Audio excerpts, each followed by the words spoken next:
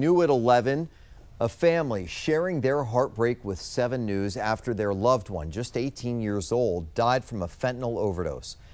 Now, 4 years later, they're still processing the loss.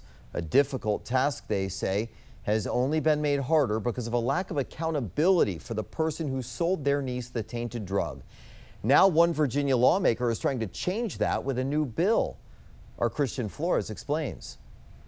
She was on full scholarship, actually, at Bridgewater College. Faythe Silveira was excited about what the future held for her niece, Paula. But that future cut short by a deadly fentanyl overdose. My niece was 18. She passed away in March of 2021. It was very shocking for us and our family. She took a pill that was sold to her on social media as a Percocet. Not a day goes by without Silveira thinking about the ripple effects of her niece's death. Kids are invincible and they don't think this is going to happen to them. So she took a pill. It was very shocking the next day when her parents received a phone call that she was found deceased in the house where she had taken the pill. I saw my sister and brother-in-law going through so much grief, and she was trying to figure out why the charges weren't very serious. Silveira's family is not alone. The Virginia Department of Health reported almost 2,000 fentanyl overdose deaths in the Commonwealth in 2023, which is the most recent data. This is the story repeated over and over. And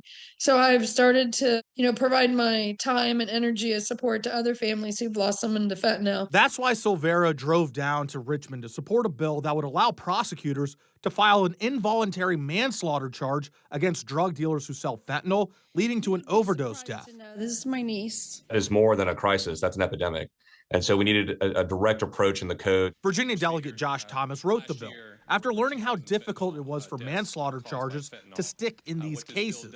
The route they've been taking is to just really pump up the amount of distribution drug charges and try and tack on as much sentencing as they can there. But there's not necessarily a crisp way to get the murder charge or manslaughter charge to stick. Another goal? To send a message. We are serious about protecting our communities, and that starts with holding people accountable. At least it acknowledges that you caused someone's death. Christian Flores, 7 News.